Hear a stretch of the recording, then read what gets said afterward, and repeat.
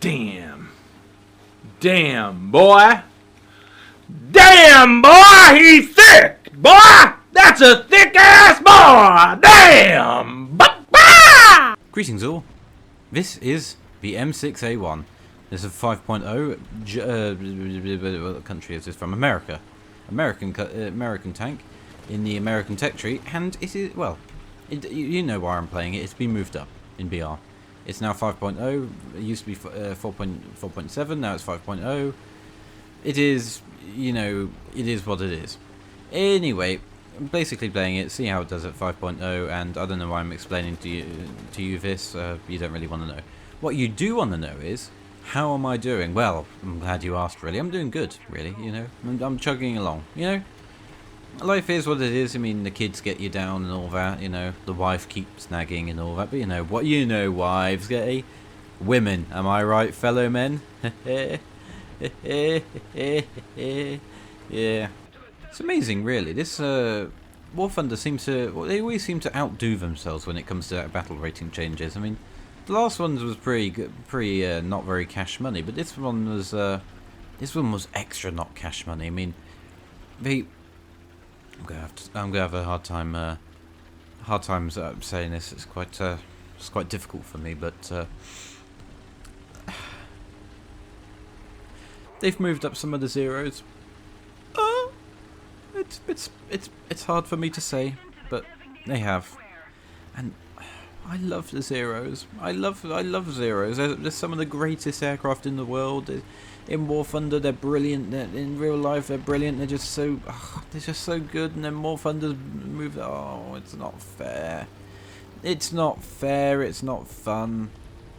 And I'm gonna make a video with the zero as a memorial. I mean, I'm still gonna play. I still like them. I've been an idiot. I put this thing in the way. Now I can't bloody see anything. They've also War Thunder's also moved up something else. I'm gonna make a video on them. I'm gonna say you. I'm not gonna tell you. Jesus H Christ, we must duck. We must duck. We must. I don't really know where I'm gonna go to in this episode of the Big Cheese. I think. I don't miss it to you two. I think. You there? Oh, good God, no. We can't be having that. We can't be having that. Come on, son. You'll survive.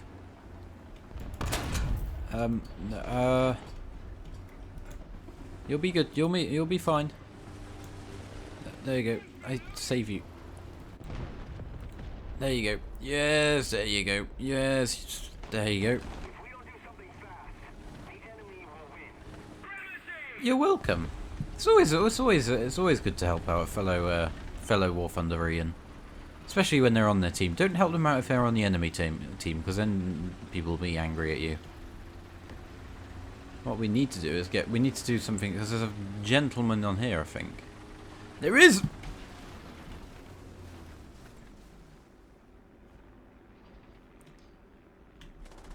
No. You haven't seen me. You know.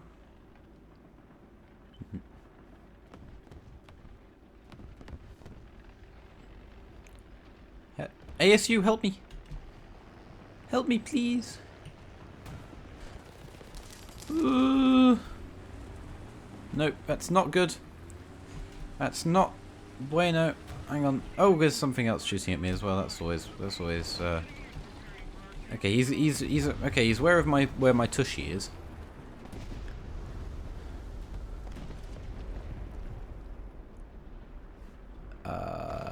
Oh my God. That was an explosion. Get him! He's been got! Oh my God. Ow, ow, ow. Ow, ow, ow, ow, ow, ow. I think that was just artillery. I thought artillery was... Ow. You know what? I know this thing was a bit unreliable, but why didn't they... Is that the only reason they didn't field this thing? Because it was a tad bit unreliable. I think they should have fielded this, you know? It would have looked cool. It would look cool trundling along the battlefield. And it would be a bit more diversity on the American front. It just wouldn't be just oh, a slightly different Sherman. It'd be something unique, you know. I mean, Russia, they had their, well, the Soviets, I don't know what the politically correct term for them is, but they had their different tanks, and they look completely different. A KV-1 looks nothing like a T-34, but and then you got the Germans. You know, Tiger looks nothing like a Panther. British Churchill looks nothing like a I don't know, Cromwell. Well, it's both angulated, but either way. But the Americans, they were just like Sherman, slightly better Sherman, Sherman with armor on the front, Sherman with long gun, Sherman with howitzer.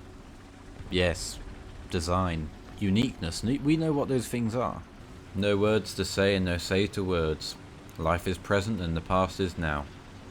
In society, we all have our memberships, we all have our problems. But what we must do to get around said problems is get some licorice. Not black licorice, because that's the worst thing devised by humankind. But get some strawberry licorice. It's always good. It's good licorice, that is. That's good licorice stuff. You know? You know what licorice is? Licorice is the taste of it's a taste of any British fair. You know? You go to a fair, and like you got those sweet shop, or those sweet vans, should I say? Because they're not actually shops, and they like for like a milligram of whatever. Because it's like a pick and mix thing. You like, you know, you got the little tub things, and you have a little scoop, and you're like, oh, I have a bit of that, and you put it in the bag, and the bloke weighs it, and it's like, oh, it weighs this much, you know, so many pounds. Anyway, like, and always it's like one tiny little gram of something is at least like, you know, £20. You know, it's definitely a scam. I mean, well, not a scam. What's the word? Rip off. That's the word. It's definitely a rip off. Like, where in like Tesco or like Sainsbury's, or if you're in America, Walmart, a packet of like, I don't know, gummy bears would be like, you know, they'd be like a couple quid. But you go to a game fair and bull. He's got an autoloader.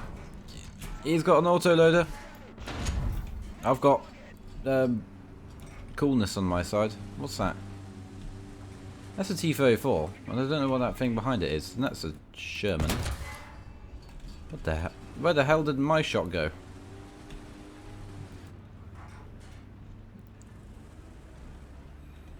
Hello, Mr.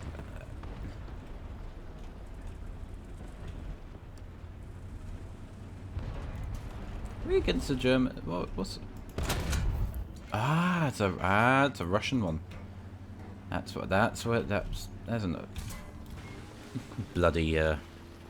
bloody nations that aren't America having Shermans. Well, actually, no, Britain should have one because, you know, it's cool. We like Britain, but like, if Japan didn't have a tank, then if it didn't have a Sherman, I'd still be alive. That's what I'm taking away from that. It wasn't my fault. It was the Lend-Lease program's problem.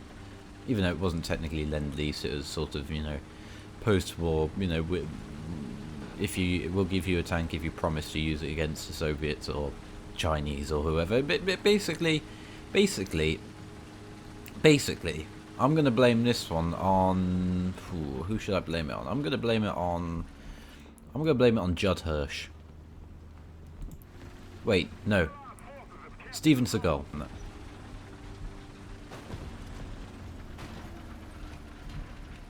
Hello, Mr. Tiger. Don't mind me, I'm just running over the population of...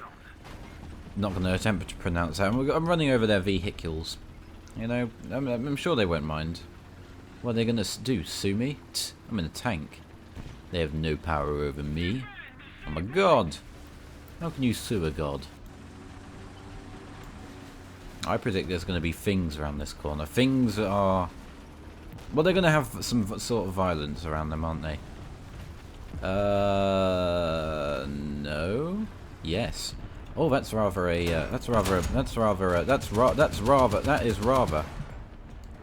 God, no, stay back here. Stay back here. There you go.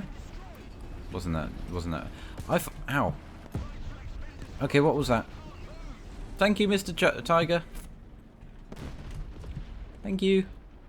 Well, God, where would we be? You good? Alright, you got him. You got him. You got him. Nope, nope. Come on. I feel so useless and helpless. Whatever you're shooting at, I believe in you. You got him, mate? Yeah, look at him. Look at him. He is a man who knows what he's doing. He is a man, he sees an objective and he takes it. He doesn't take anyone's shenanigans. He's a true man's man, he is. He's a kind of man that if this was a film, he'd be the guy who like walks in into a bar or casino, some like, and there'd be like 4, 5, maybe even 6 burly men, and it'd be like, "Oh, we don't want you here," or "Oh, you're doing too well at the poker table," or something will be happen, and he'll be like, "Oh yeah," and then he like, you know, waves his hands around a bit, you know, does a few moves, a bit of grunting, and then they're all down for the count, you know. Typical tough man. Oh, wait, no, he's dead. Died to a PT-76. Quite tragic, really. I mean, PT-76, really? I mean, something more... It's dead. It's dead. Something, you know, what would be more elegant for someone to use in a PT-76? I'd say...